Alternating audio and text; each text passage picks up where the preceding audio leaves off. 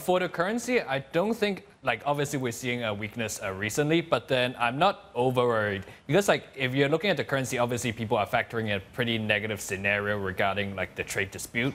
But then I think that will be, but then I think because, like, I think the key issue is right now is like we're seeing news flow every day, which is saying like different things in terms of what's happening over there. So I don't think so. I think in the end it might not be as negative as people think. But then I think what the market is factoring in for the renminbi is like a very bad case scenario, and I don't think that will happen. So given like the Chinese macroeconomic statistics, they're still looking pretty well. We saw industrial statistics looking pretty well for the past month. So I don't think it's as bad as it will seem to be. So I think for the renminbi, I think there will be strength coming back a little bit afterwards. But then obviously right now the key thing is like people are pretty pessimistic about it, and then that I think is creating the weakness. But then I don't think it should stay where it is right now.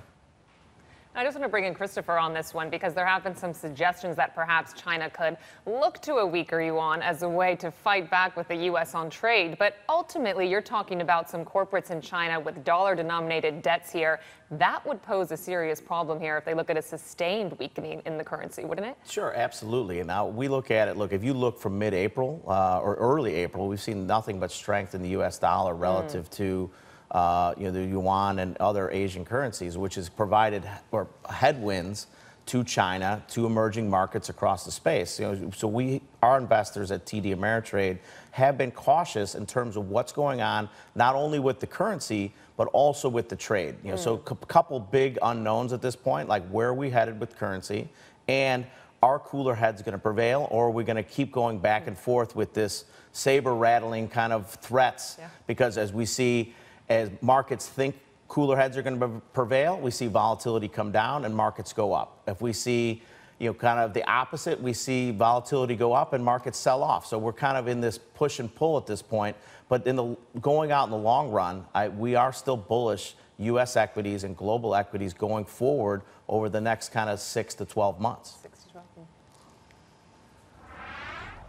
And Christopher, I want to ask you about whether or not you guys are still bullish on oil here, because on the one point, you've got the foreign policy doctrine, really, of the Trump administration, which basically means that, the Americans don't owe anything to anyone. They basically now, of course, said that they want all of their allies to stop taking Iranian crude, by November. Is that even really possible at this point? Well, I don't think so, but it's not as big a piece of the pie as, maybe led to believe.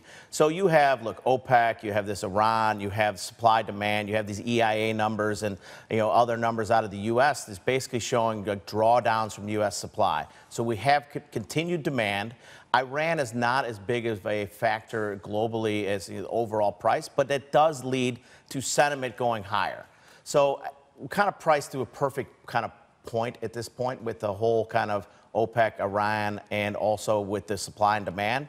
I don't anticipate us heading that much higher unless we have continued upticks in demand and we have OPEC kind of pause a little bit in terms of bringing more supply back into the market. But it definitely remains top of mind as one of our top traded futures with our customers at TD Ameritrade.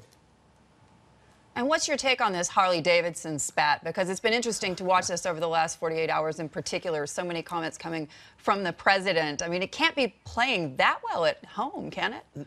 Absolutely not. Look, I'm from the Midwest, originally from Chicago, and Harley-Davidson is Americana. I mean, it is a Milwaukee, Wisconsin-based company, and it would be the end of Harley-Davidson, I believe, if it was all of a sudden to start manufacturing their bikes in other countries. So I hope that is just threats at this point, but I think that would be a significant change into the brand of Harley-Davidson if they're no longer made in the state of Wisconsin. Hey everybody, it's Hadley Gamble from our new CNBC Middle East Bureau in Abu Dhabi. Thanks for stopping by. Now to watch more, you can try one of the videos that just popped up on your screen. And don't forget to subscribe.